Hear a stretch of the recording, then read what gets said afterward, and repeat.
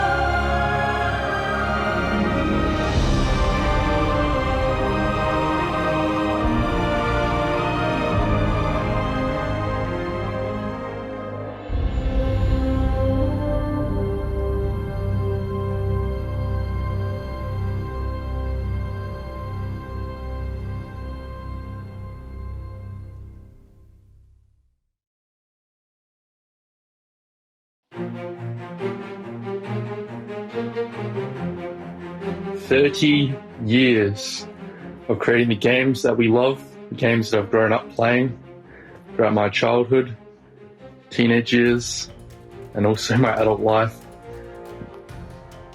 From the OGs, or my OGs, games I started on, the Halo 2s and the Halo 3s, winning championships in these games, from the collectibles and Reach.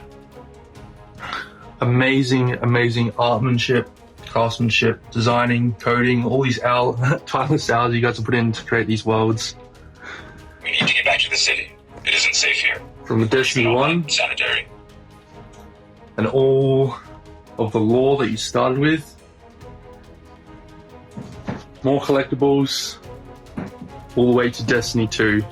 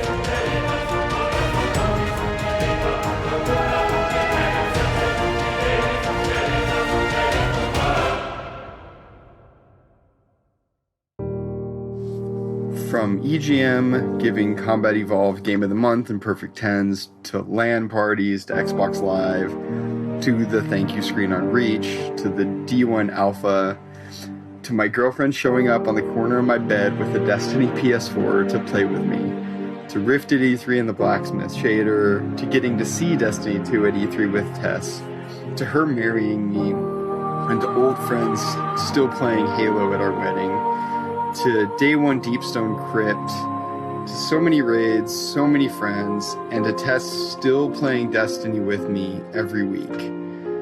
Bungie has personally given me 20 years of fantastic memories, and I am forever grateful. Thank you.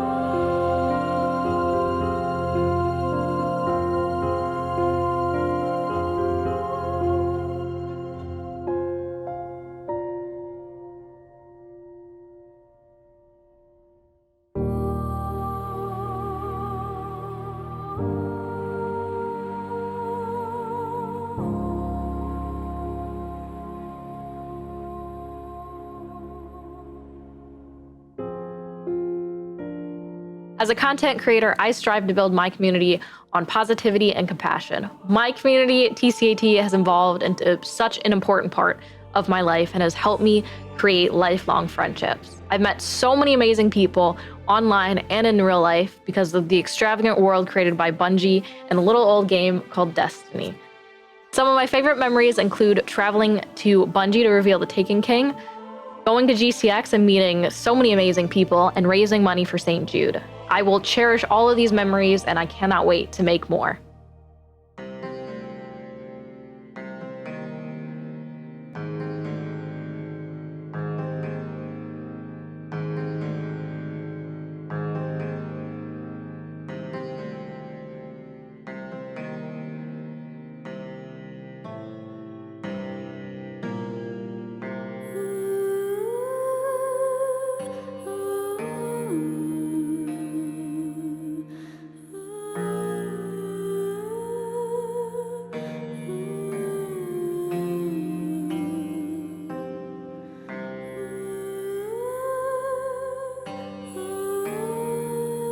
Yo llevo siendo jugadora de Destiny desde la beta del 1 y yo diría que lo mejor de mi experiencia ha sido toda la gente que he conocido y lo que este juego me ha permitido mejorarme y superarme como jugadora.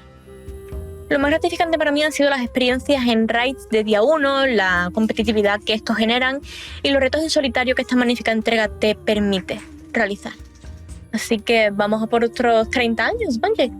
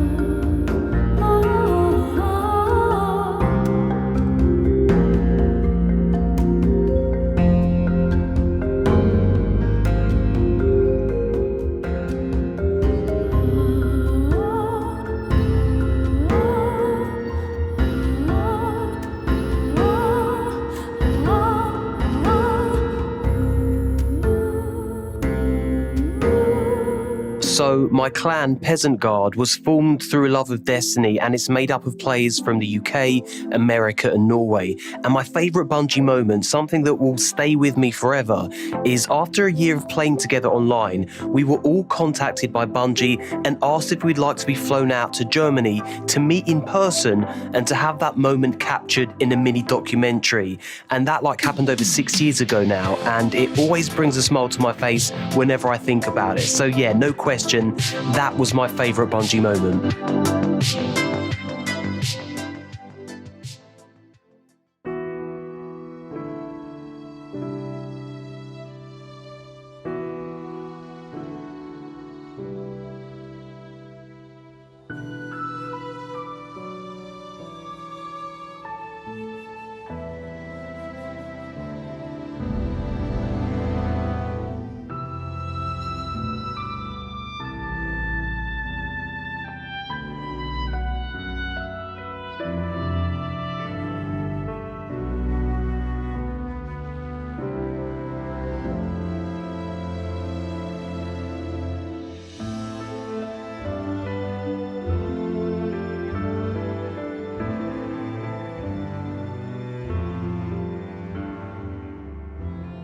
I am a former drug addict, and playing Destiny 1 kicked my drug addiction. And on my 5-year sober mark, I actually got the Titan Hunter Warlock class logos tattooed on me. And I also want to thank you guys for consistently putting out great games that help build a community. I have a lot of my friends worldwide, both here in the US, UK, Australia, and Europe, from playing Destiny and Destiny 1. So happy birthday, Bungie, and those are two of my main Bungie memories.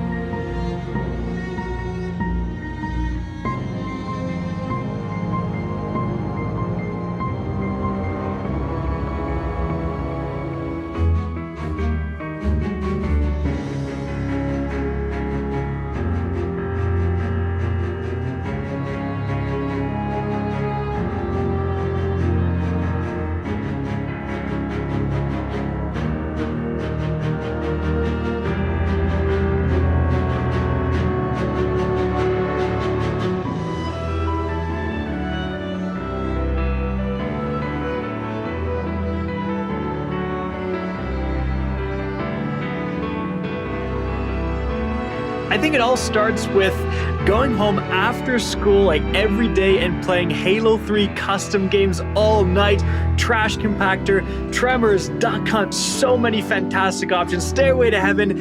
And then I think the moment I really got into Destiny and just fell in love with that game was during the Vault of Glass.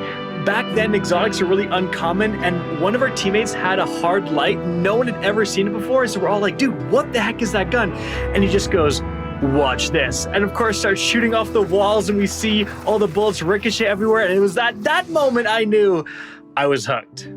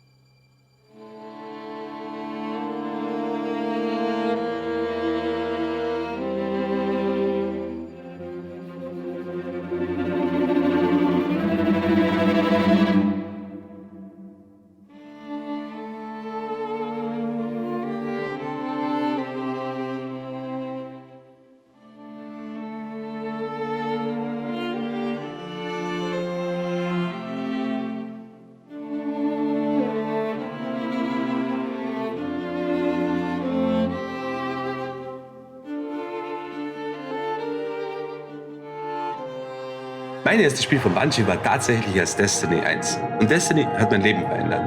Ich wurde durch Destiny zu einem Content Creator, der auf YouTube Videos hochlädt und auf Twitch streamt. Ich wurde auf verschiedene Messen und auf verschiedene Events eingeladen, wo ich einiges erlebt habe. Ich habe sogar Justin Truman, den heutigen Game Director, kennengelernt und mich mit ihm über Destiny unterhalten. Das ist eine ganz, ganz große Ehre. Außerdem habe ich sehr viele Bekanntschaften, sehr viele Freunde über das Spiel kennengelernt, wo ich heute sagen würde, das sind teilweise meine besten Freunde. Ja, Destiny ist geil.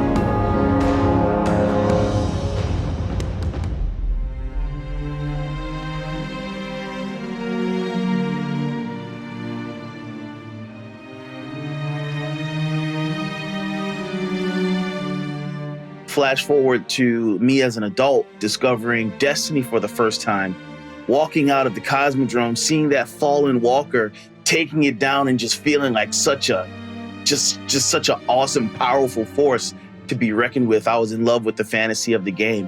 And that was before I knew anything of the Destiny community, which really has captured my heart. Thank you so much, Bungie, for creating this world, this community of gamers where I've found real friends, clanmates, been able to talk to people and interact with people who have inspired me throughout the years to launch my own community.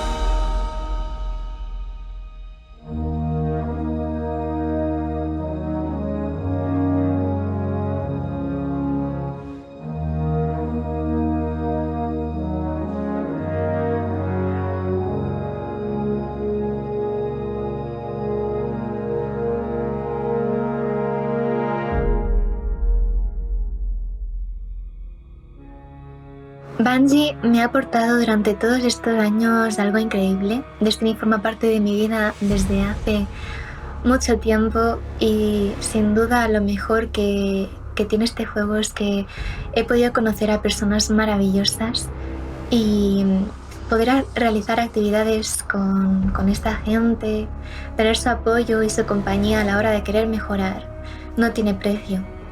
Espero poder seguir durante muchos años más en este mundo y poder esperar con mucha ilusión y mucho hype todo lo que está por venir.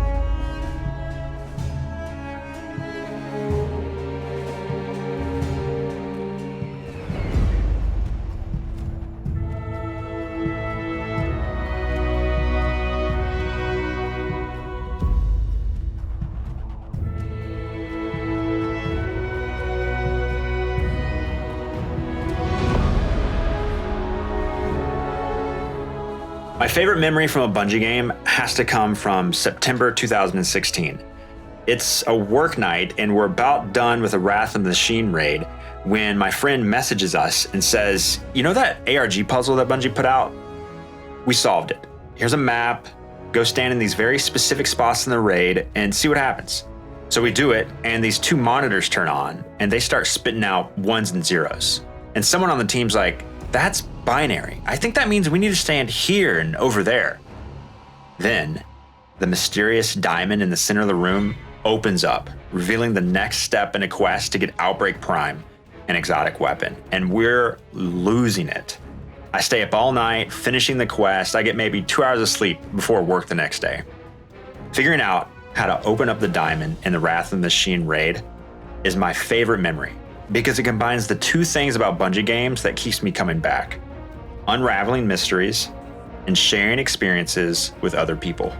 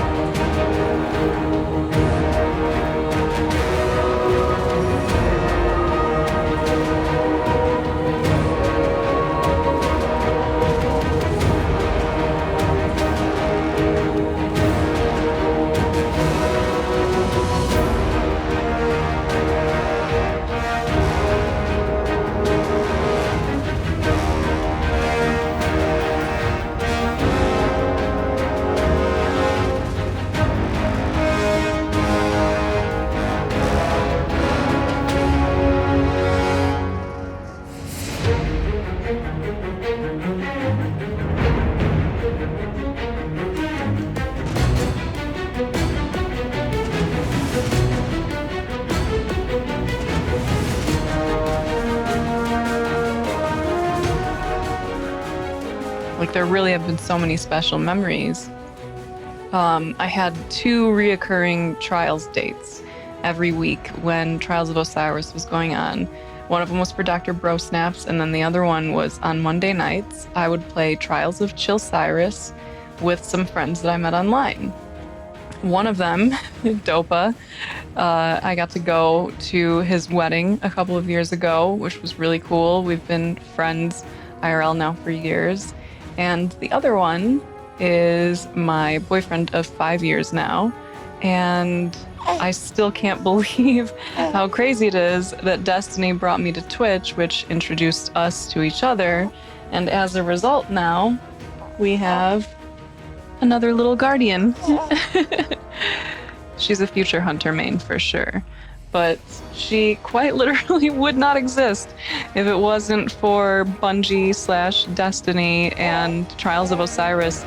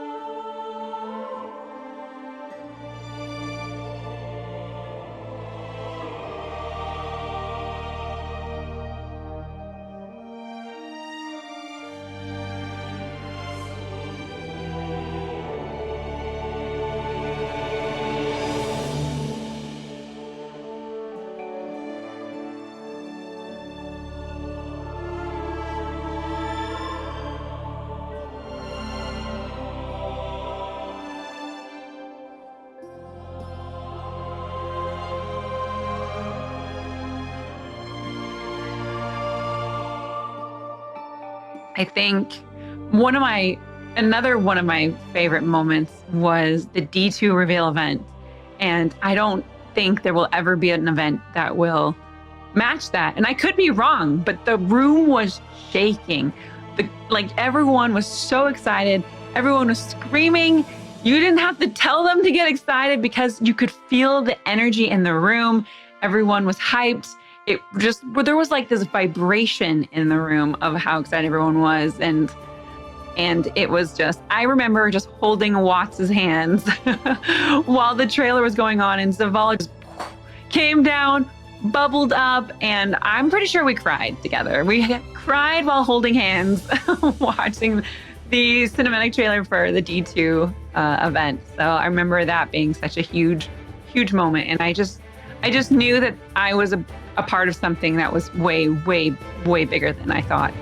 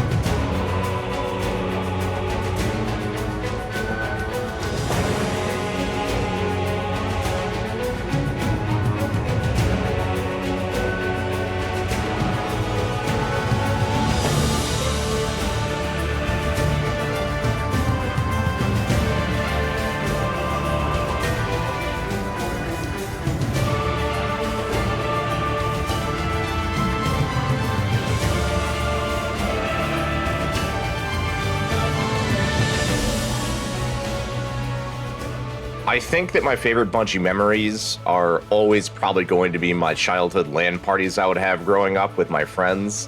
And then even into college with like Halo Reach when it launched, I remember running down to like the college store and getting my copy there. But as an adult, I don't think I could ever replace the memories I have about the day one raiding I've done with my friends. Just being faced with a colossal challenge and defeating it with some of your best friends, there's just nothing quite like it.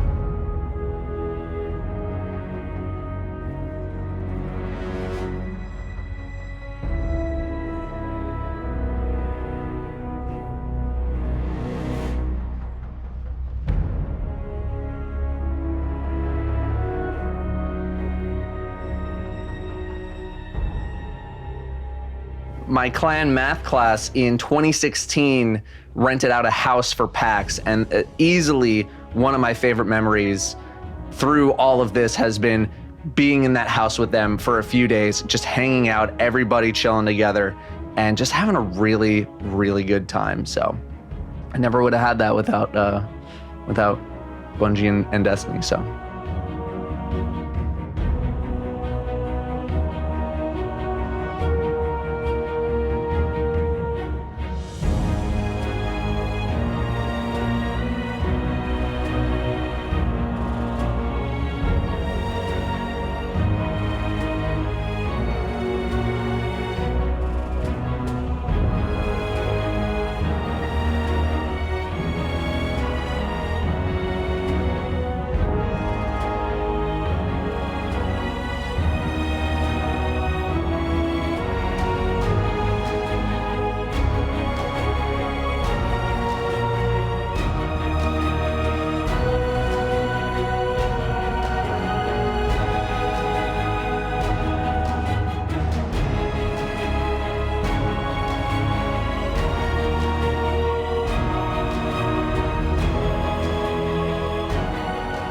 man, some memories, man. The memories that really, truly brought me back was Destiny 1. And we played Baldur's Glass week 2. We didn't play it on the week of release. We played it on week 2. And when we first experienced the raids, me and the boys from work, I didn't really know too many people. We went in that raid, man, and we defeated the first encounter. We beat the first encounter.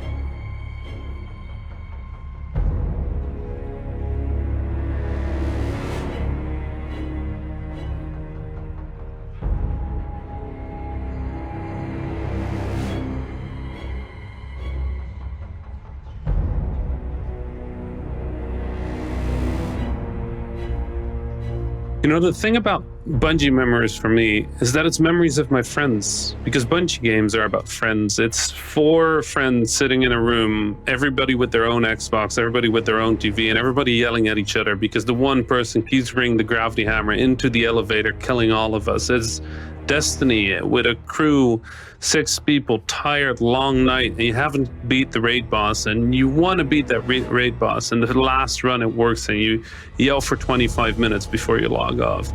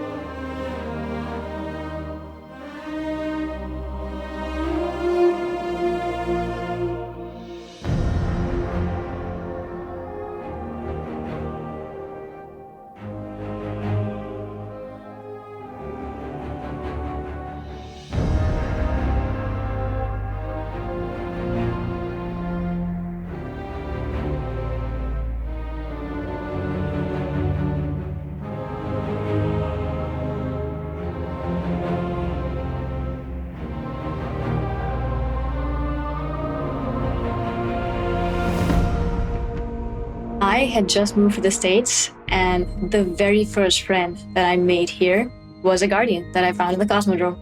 And that guardian has been my best friend and brother for 5 years now. And that was only the beginning of a very special relationship with Destiny for me. Some of the most beautiful moments of my life have been driven and shared by the Destiny community, including coming out and watching hundreds of people that I didn't even know just come together to show love and support and solidarity. In that moment, I knew that I had found a home away from home. And this game and this community constantly reminds me that we're not guardians just in name. We truly are bearers of light.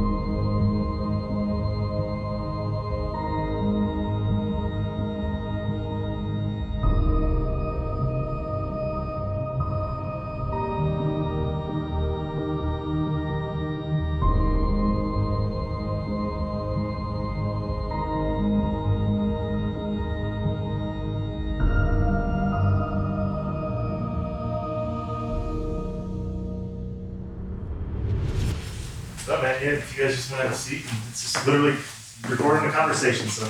All right. What could go wrong? So I was 11 when you started the company, but you're not that much older. Like you weren't that much older. Like what is the take me all the way back I to guess the that's true. Take me all the way back to the moment where you're like, I want to do this. Yeah. There's a funny thing for like a lot of my life.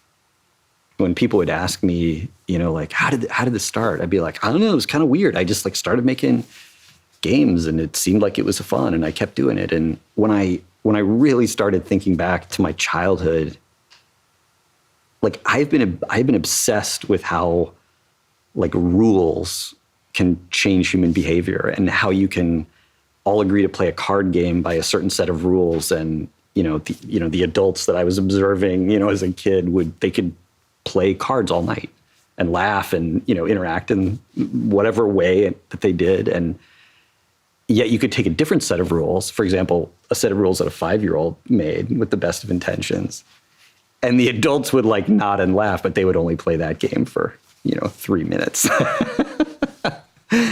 And that has always fascinated me. And I realized looking back on it that I've been doing that my whole life, and it irritated my friends, and they didn't want to play. I mean, because we start as a game designer and you suck. You're terrible. Your games are horrible. I mean, they're not even games. They're just, it's almost, you're just a little tyrant trying to get people to do things. And I remember I probably spent weeks building this really complex pen and paper adventure game on index cards, and I'd drawn pictures of monsters and everything like this. And I remember finally getting, a friend to play it at school, and it was the first dice roll, some creature killed his character or something. It was just the worst possible, outcome. And I was I was in 4th grade or something, but some kids look at the garbage truck and are that big, powerful machine. That's what I want to be. But to me, it was the the deck of cards. Like, I want to know how to control that. Like power to build an experience that when people come into it, they leave with a smile on their face or more connected to the people around them. Yeah, I've been doing that forever. It's kind of crazy. Way before computers. And then of course, right, I saw games on computers and I was like, wow. My perception, based on all of our time together, has actually been like you are more interested in the making of them in a bunch of ways than playing them. Like playing games isn't like it's not an explicit hobby of yours. Like you're educating yourself. It's more work, but it's like you're always making stuff. Yeah, I think this is true, and I feel a little bit like guilty about it sometimes because I think it is the most dangerous thing as a designer to enjoy the making more than the playing, right? Because the number of things you can enjoy making is infinitely larger than the number of things that you can enjoy playing, right? Much less other people can enjoy playing. And so, yeah, what you say is true, and I feel like it's sort of like an addiction that I've had to fight so that I make things that are worthwhile. Because it's, the whole shtick to me is about, touching other people, like somehow. Yeah. So we talked a little bit about kind of the origin. I'm gonna jump ahead again. I'm gonna jump to my life, 2004. I remember I finished the campaign for Halo 2, and my friends and I got distracted a bunch by the multiplayer, and I finished it the same night I finished Metal Gear 3. And after I finished both of those games, I went and watched this Vidoc, the documentary that, like, I look at now, and I met a bunch of y'all, and I'm like, oh, I didn't pick up on all the like human suffering in this documentary the first time I watched it. Do I get to sign your? No. Do you remember this? I looked for it actually before I came in today. I don't think I have it anymore. You don't? Yeah, no, I remember the sweatshirt. Yeah. Okay. Yeah. Okay. Yeah. What is this from? Like, what is this actually? I've like wondered this. Like, what is this? It was just like, what did this? It said Osiris on it. I thought it looked cool, and yeah, I bought it. I have no idea. Sadly.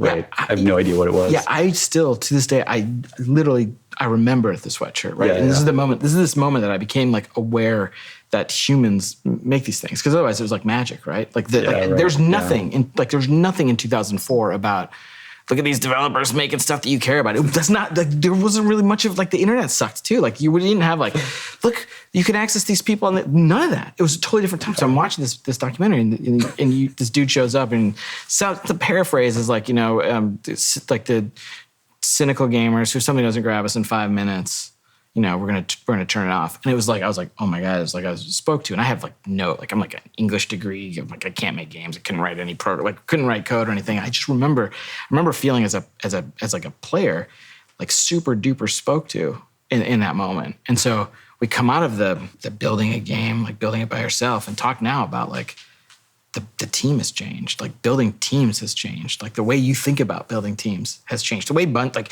in the however many years I've been at Bungie now, in the fifth, like the way the company approaches building teams have changed. Let's go all the way back to Halo 2, like building the team for Halo 1 and Halo 2. Yeah, I mean, I think if like past Jason was here, he would disagree with a lot of stuff that I'm going to say, but I think compared to the intentionality that we, try, sometimes exhibit, know we should have about building teams and how important teams are. Back then, it was almost just this, snowball that was rolling downhill of people who, liked our games and came to the company, and, then, it snowball rolled a little faster, and it was just a bunch of people trying to do their best, trying to recreate the feelings that they had, when they played games. And you can get pretty far on passion and talent, but it sometimes makes things really hard when you're not being thoughtful about the organization of the team, the design of the product relative to the resources and time you have. And yeah, it made Halo 2 super challenging for a bunch of reasons, but yeah, I don't know. I guess that's, and past Jason would tell me, like, you're an idiot. We were thinking about all that stuff. You just had to learn. But like, when I look back, like, he wasn't thinking about that stuff, What was he thinking about? I mean, he was just thinking about the game. But I mean, I don't know. I always think, I think my past self is like not really that sharp because I mean, every year we've learned so much, I feel. And so I look back and I think that, that guy must be an idiot. Because look at all the stuff I learned just this year on Halo 1. Like I didn't know anything. But I go back and I found one of the notebooks from Halo 1.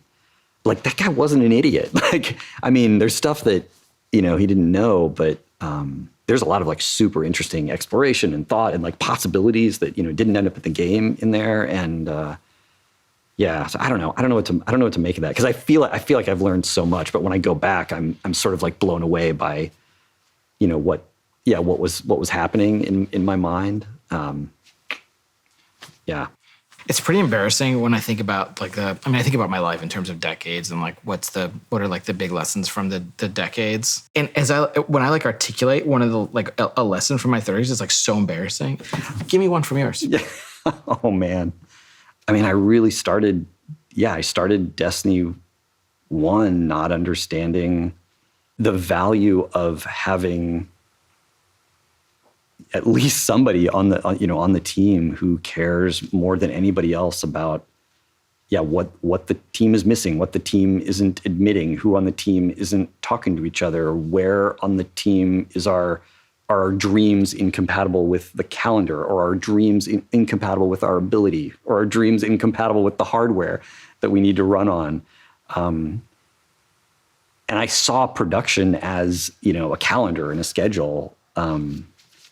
And it's true that a schedule is a thing that you use to sort of test people's understanding of reality in the sense of, can the things we want to do fit in the time that we think we have, and how are we tracking against that? But I saw it as like an end in itself. And of course it irritated me and I, didn't pay attention to it. But God, like embracing all that stuff is a thing that will be, front and center in anything that I do, anything I do in the future. I think it's making sure everyone on the team has an objective understanding of reality and doing anything you can to fix it when that isn't true. I didn't understand that when I started Destiny 1. Destiny 1 made me understand that. So what I want to talk about now is where computers are heading. Mm-hmm. Mm-hmm. Where's it going? AR is going to be the thing that displaces mobile. Like I'm so sure of that. I'm so sure we're all going to be wearing glasses, and all the TVs are going to go in a landfill. All those companies are going to go out of business. All the cracks in our ceiling are going to get fixed in our glasses. Like so many people are going to end up with virtual pets and windows out to the Taj Mahal or the Eiffel Tower. And maybe it'll be 20 years. Like, I think it's going to be a lot sooner than that. And I think it's going to be really interesting. And when it happens, like the reason that you're going to know it's going to take over the whole world is everybody's going to laugh at it. Like everybody's going to think it's ridiculous. When the iPhone, came out, the stuff people were saying to like not admit that they were holding like a, chunk of the sun in their hands that was going to change the world. Like the stuff people said was ridiculous. And people are going to do that again. And the other interesting thing about AR is if you have AR, you have to have local compute because you need high frame rate. You need to be able to render all kinds of crazy stuff like right there, like, within 2 feet of your body. Yeah, which means I think all the cloud computing stuff totally going to happen, absolutely going to be a thing. But we're not going to transition fully to, thin client. But yeah, those would be my 2 predictions. Local compute never goes away. AR displaces mobile, like 100%. So on a long enough horizon, how are we going to get ready for that? we got, it's a great question, and I think the answer is like we already are. Like I don't think what's going to happen is there's going to be a whole new slew of games that can only happen in AR. I mean, there's definitely going to be some. But I think in a lot of cases, what's going to happen is people are going to, throw away their TV and have a way bigger TV, or they're going to go to a totally virtual space that has a bigger, screen. And they might play some tabletop or strategy games in a different way. But I think people are always going to be playing first-person shooters, with some kind of input device on like a virtual, window in their visual field. And so I think a bunch of the stuff that we're great at doesn't, get tipped over by this. The thing we're great at, right? So let's go all the way back. Bungie games, someday. Not the company's still there, but I think a lot about my life through the lens of what would go on my tombstone. I just do. I think it's like completely busted. I don't think it's like a thing a normal, like reasonably sane human being would do. But I think it's a simple way of summarizing your existence, and it's the acknowledgement that these existences sometimes come to an end. The question I want to ask is about Bungie's epitaph. What is that simple distillation of what Bungie is? The tombstone-worthy distillation. I was on the 271 coming back across the bridge home, one night on the bus, and these two guys in front of me were talking, at first about college. Like they were older, but they'd obviously like gone to college together, and I think they worked together. And at some point they started talking about Halo, and I think it was Halo 2 for them. And they weren't really talking about how much Halo meant to them. They were talking about, and they weren't really talking about how much they meant to each other, but that's what they were doing, is they were sharing those stories of, where they were and what they were doing and how they were feeling. And, that moment, that's like still keeping me going. I mean, that might fuel me for the rest of my life. And it's not the only time that's happened, but you get a few of those, and, that's all I want. It's just people sharing memories in an experience that, wouldn't have existed without, you bleeding buckets of blood into the, whatever code or design or something like that. That's what, two people having an experience that they wouldn't have had, if you hadn't created, what you created. Like that's, I don't know. That's what matters. That's what matters to me. We're done.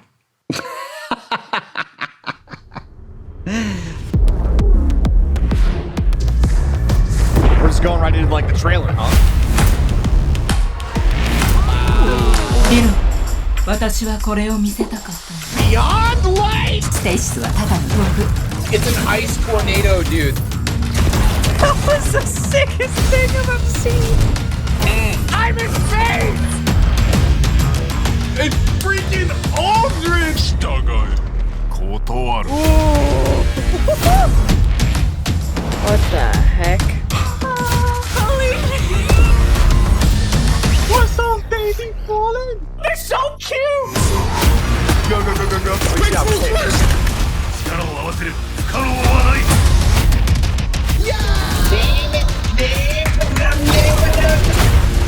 I'm gonna shoot you with 6 anarchies. You're gonna sprint at that Gorgon. Run, run. Godspeed, little doodle. Run, run.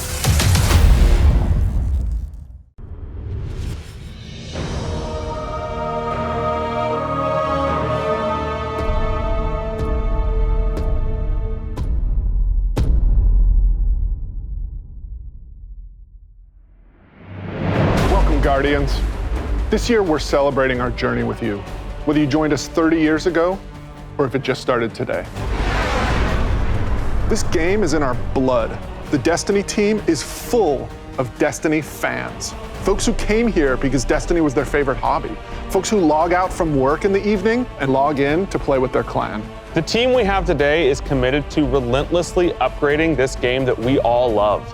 We aren't happy with just another mission. Instead, we want to push the limit of quality you can expect in an action MMO with uniquely Destiny experiences like Expunge and Presage. We are committed to delivering the best mission content that you can play in any game with a friend and having the best feeling action game, period.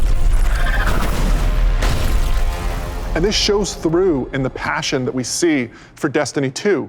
Since we declared independence 2 years ago, the Destiny community has grown by over 20 million new players, and it continues to grow faster than we ever could have predicted. We're grateful to be a part of this amazing growing community that you all have created. You represent Destiny. You help make it better every year, and you are so welcoming and supportive of every new Guardian that sets foot in the tower. And only a handful of us are going to be up here today. Most of them are in their homes, at their desks, working hard to bring the next part of Destiny to life. It's a huge honor representing such an incredible team and introducing the next chapter of Destiny 2. So, without further ado, this is the Witch Queen.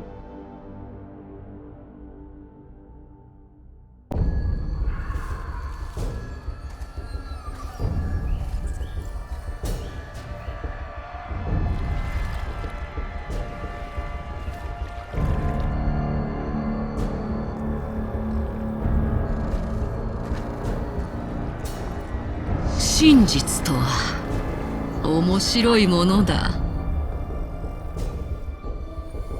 それは世界の中にあるのか、あるいは心の中か。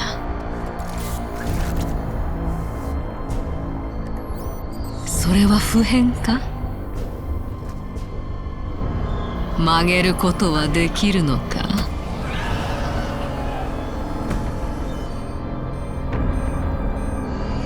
何が真実か誰が決める。光と暗黒の世界においてこれ以上に強大な力はない。教えてくれ小さき光たちよ、お前たちの真実を。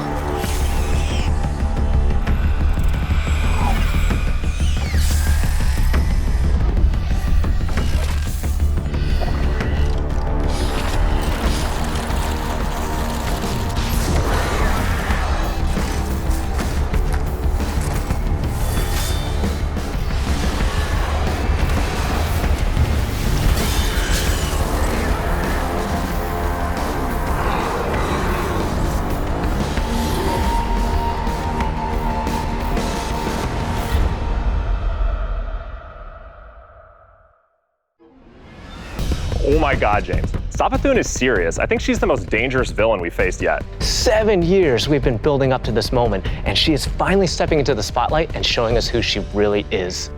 What we know about light and darkness is proving to be way more complex than what we previously thought. There are so many lies, truths, and revelations that we're going to get to in The Witch Queen and the year leading up to it. I mean, we're paying off these narrative threads that go all the way back to Destiny's origins, and we're supporting it with the best content that Destiny has to offer. Definitely, and we've got a lot of awesome content to show today. And let's start with the most mysterious destination yet. Savathun's throne world.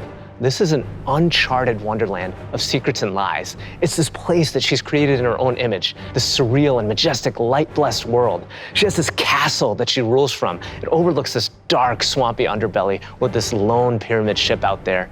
It's the future world she wanted to create, built atop the darkness that she left behind. And throne worlds, they're a deep part of Destiny lore. Powerful entities create these pocket universes, and when we're there, we have to play by their rules. But now, our own light powers are being used against us. I mean, she has this whole army of Hive that she's ascended to the light and brought along with her. These are the Hive Guardians, and they are the backbone of her new army. We've talked a lot. Let's show a little. Let's take the first ever look at the Witch Queen gameplay. サバスン、ウィッチクイーン、狡猾と欺瞞のハイブの神、兄オリックスの死後、サバスンは身を隠した。恐怖心からではない。それは戦略だった。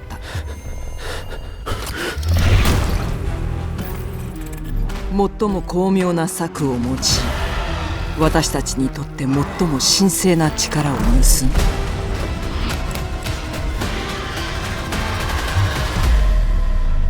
彼女が手にできるはずのなかったもの、光。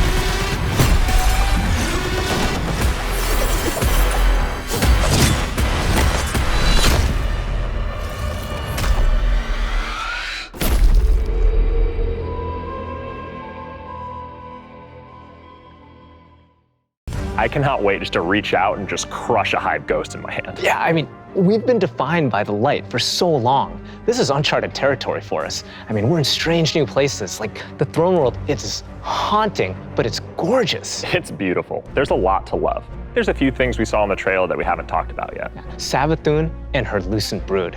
This is the biggest threat Guardians have faced yet, so we need to find new weapons to match their power. The Glaive. I love this thing.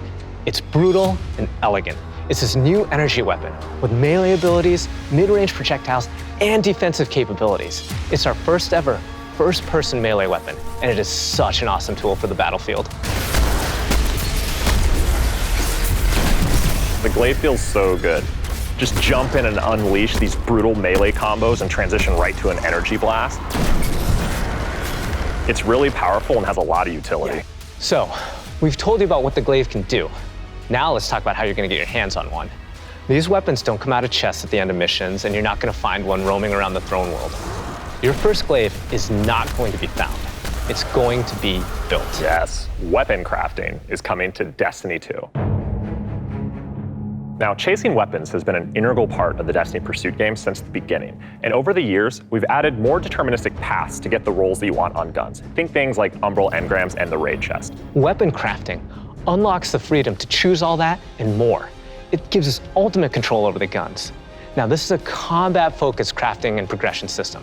That means the more you use these weapons, the more objectives you complete with them, the more you'll level them up, and the more powerful they grow over time. And at launch, here's the awesome thing.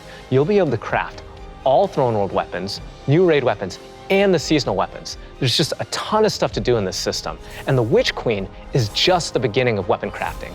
We have plans to add more craftable weapons, both legacy and new, throughout the year. We've seen and we've talked about a lot of really cool features, but let's get right into the meat of it. Let's talk about the Witch Queen campaign.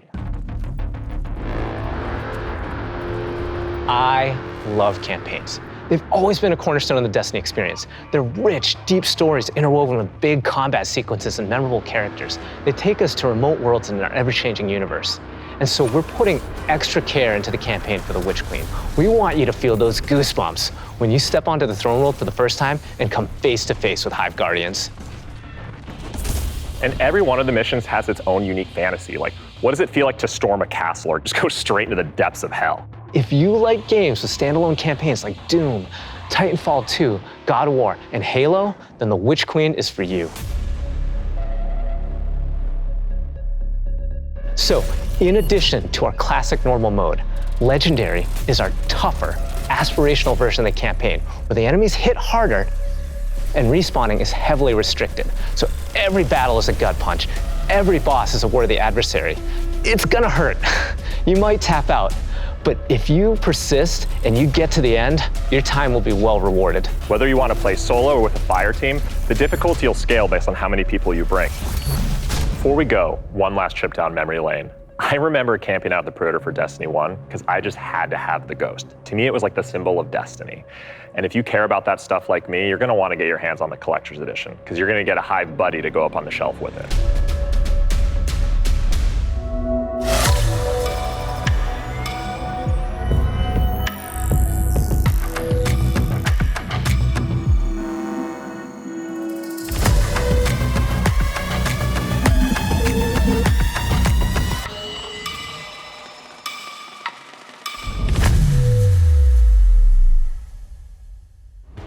Wow, that was so cool. Oh, I'm man. so excited for this one. And that's not even everything that's in there too. I know. Those are the hero items, and they're, I think, one of the best ones that we've ever done.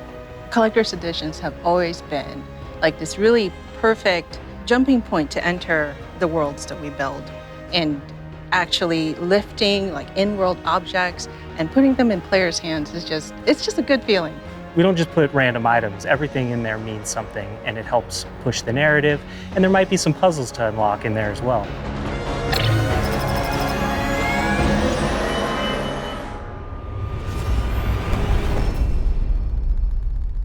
So at this point, you can see Savathun has been one of our greatest threats, operating behind the scenes for years. You may have heard of her brother, the Taken King, but Savathun is the most dangerous being we've ever faced. She's cunning, elusive, she works in the shadows, so in a way, Savathun is new to all of us. Exactly, and now it's time to finally see this legend reveal herself and change the Destiny universe forever. But when we talk about the overarching story of Destiny, we don't just mean the plot lines or characters that feature release to release. Narrative is a guiding force in Destiny, and we're calling on its rich history of world building, bringing that to the forefront and growing it in a bold new direction.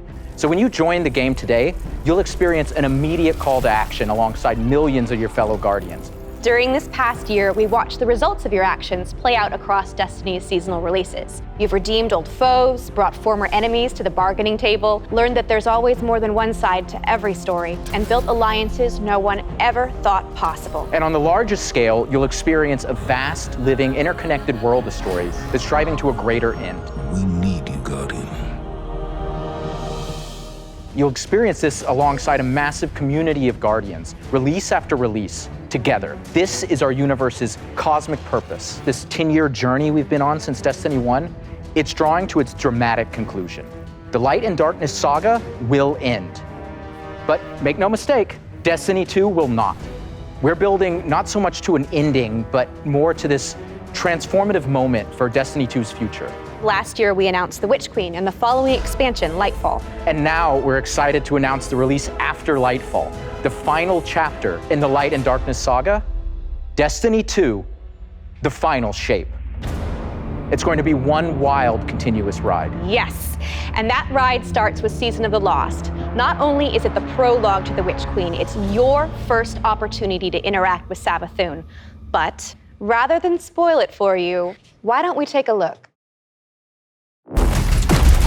来るべき嵐を乗り越えるにはタワーと夢見る都市が協力する必要があります。囲まれた星系の端々から取り囲むように槍が向けられています。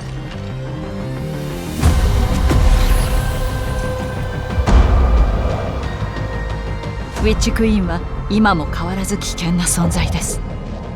残された時間で彼女が知っている秘密を全て暴かなければ。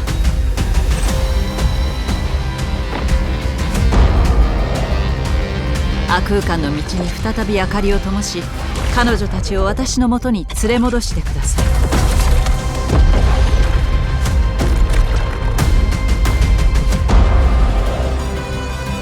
この領域では悪しき力がうごめいている。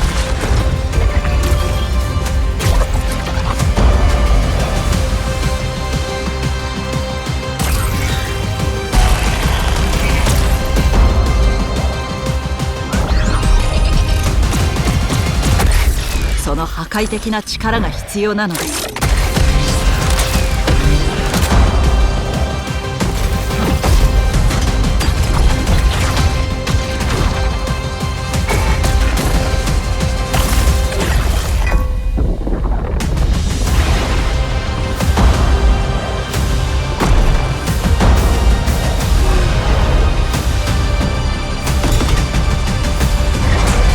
彼女たちがいれば皆を救えるはず。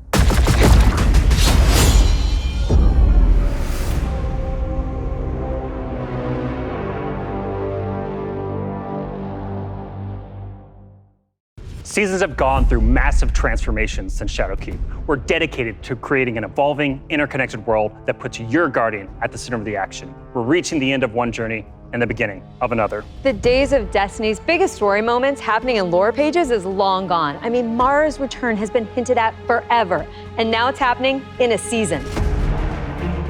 One of the changes I'm most excited about are the updates to the light subclasses every season in Year 5 of Destiny 2. We're adding aspects and fragments similar to Stasis. We'll be starting with the Void subclass update that goes live alongside the Witch Queen. But the Witch Queen is only the beginning of what's to come, and Season of the Lost is the prologue to that story. It starts off with Marasov's return to the Dreaming City, and with her return, all the awoken technology comes alive. But the Hive God of War, Xivu Arath, has reemerged and has Guardians and Mara in her sights. Guardians must forge a path through the Ascendant Plane to save Mara's lost coven of witches before Xivu Arath can reach them. And to aid you in this task, you'll have the Wayfinder's compass. The time is at hand. The beacon is shining bright and the ley lines are set in place. It's an ancient awoken artifact that gives the wielder the power to uncover pathways, secrets, and treasures within the Ascendant Plane. There's a plethora of new weapons coming, including a suite of legendary stasis guns that will stop your enemies cold. The armor makes you feel like you're a member of Queen Mara's court.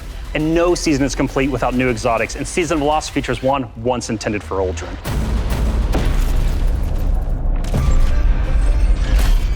Let's take a moment to talk about Trials. So Trials of Osiris is the endgame aspirational PvP activity and more popular than ever. Two of the biggest asks from our community have been adding anti-cheat and adding matchmaking. In Season of the Lost, we're doing both. We've partnered with BattleEye to soft launch the anti-cheat software when Trials goes live on September 10th. Also, you'll be able to matchmake with groups of players to form fire teams or solo queue by yourself. And we've remixed how rewards are distributed to give all players the opportunity to earn some of the best weapons and coolest armor in the game. That's right. We're shifting away from winning matches as a primary way to earn loot, and instead, winning individual rounds and completing matches will allow you to earn some rewards. But Going Flawless hasn't changed. So if you want to flex those PvP skills, the Flawless Chest will still be the only place to earn Adept Trials weapons and unique cosmetics. All right, so the next chapter in Destiny begins right after this stream with Season of the Lost. Return to the Dreaming City with Mara Sov and learn the mystic art of wayfinding. I'm so excited crossplay is going live today. And today is your first opportunity to jump into Destiny with friends on any platform from all over the world, playing together.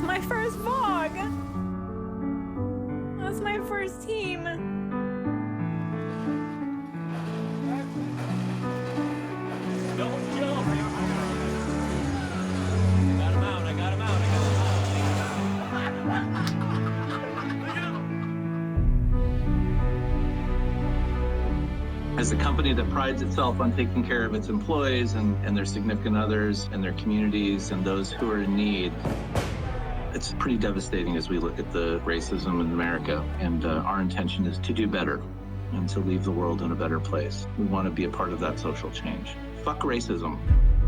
We don't just stop with the games that we make, but we really utilize the successes that we've seen to be able to give back in an even greater capacity that spans beyond just the gaming industry. Bungie Foundation, thank you. Pressing button. We're live! Destiny servers are live. This adventure has begun. It's awesome to have you here.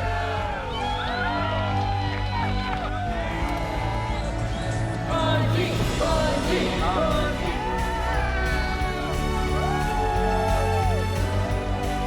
This game is going to single-handedly destroy my social life, and I can't wait.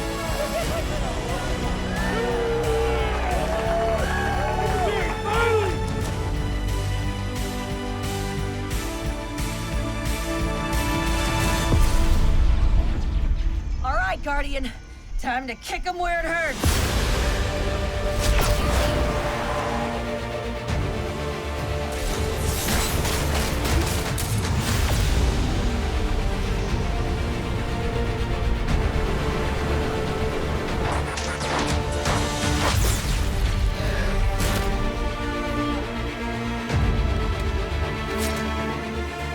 This is going to hurt. A lot.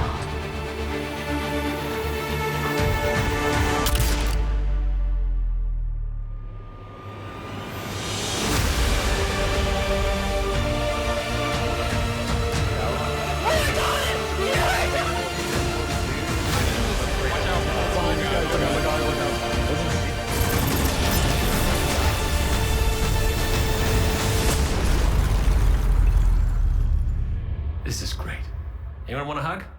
Hugs? No? No hugs.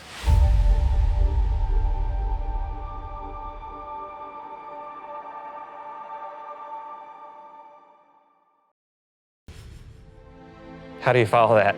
Wow, 30 years. And I remember when Halo first launched, and my friends and I completed the entire campaign in a single epic play session. And as the credits rolled, I knew that Bungie had transformed console gaming forever, and that I would be a lifelong fan. Yeah, it changed how we played games too. I remember getting together with friends for Halo weekend LAN parties. We had so much fun. And 30 years of Bungie games is something special. It's something worth celebrating together. So we're gonna have a party in Destiny 2. Starting this December, we are launching the Bungie 30th Anniversary Celebration in Destiny 2. Free for all players, the 30th Anniversary Celebration will offer a new 6-player matchmade activity, secrets to unravel, and rewards that commemorate our long and storied history together. And that's just the beginning. In addition to the free event, players can also purchase the Bungie 30th Anniversary Pack that includes a new treasure-themed 3-player dungeon set on the Cosmodrome within the fabled Loot Cave. Players will plunder its depths to discover an exciting new Thorm-inspired armor set and fan-favorite Destiny 1 weapons like Isaluna and Thousand Yard Stare. It even has the Claymore sword from Myth. Purchasing the pack unlocks a range of awesome Bungie-themed armor ornaments and cosmetics to collect, including ornament sets inspired by the Bungie 30th Anniversary Celebration and Marathon. But the dungeon holds one more secret. The crown jewel of its weaponry is a Destiny 1 classic. Gjallarhorn is making its long-awaited debut in Destiny 2. We're going to take its iconic status to the next level. Galley has been carefully updated for the Destiny 2 sandbox. So, this December, join your friends and collect exclusive rewards during the Bungie 30th Anniversary Celebration. But the party isn't only happening in Destiny 2. We've partnered with Nerf Limited to create a functional, dart-firing Gjallarhorn. We'll have more on that soon. And that's not all. Here's a look at some of the incredible loot we've made over the years and a sneak peek of what's coming up.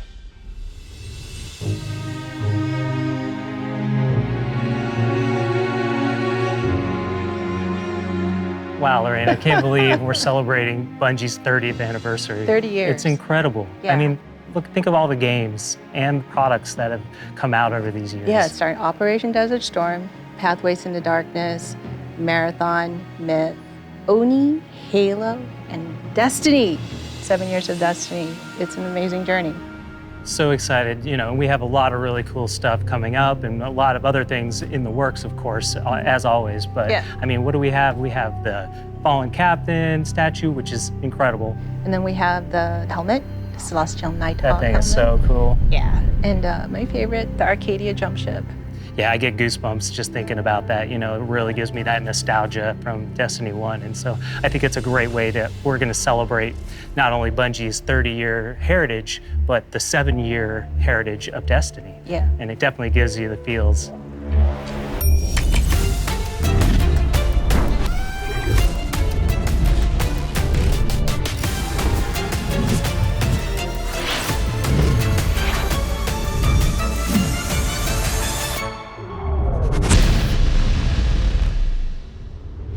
Thank you for being on this journey with us, whether it started this year or 30 years ago. We've just started talking about the Witch Queen today.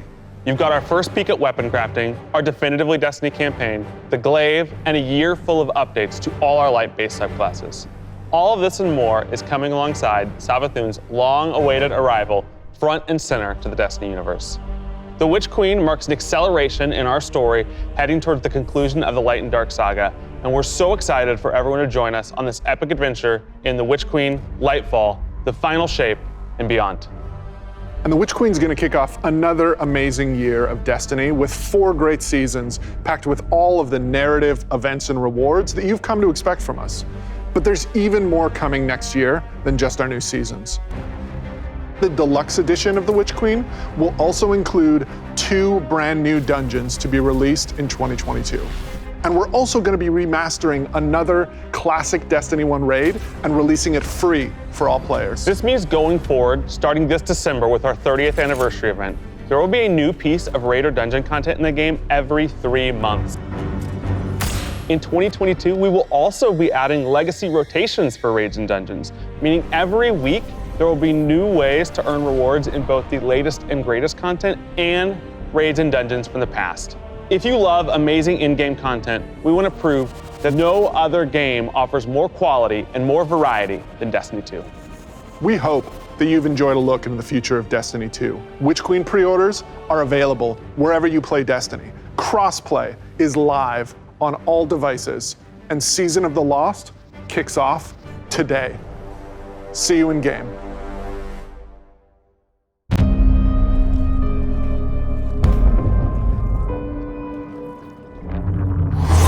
真実とは面白いものだ。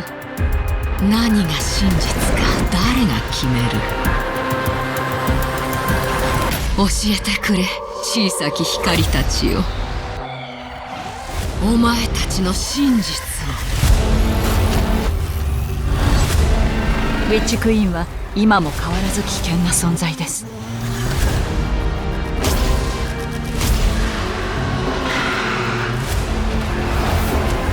来るべき未来に備えるのです。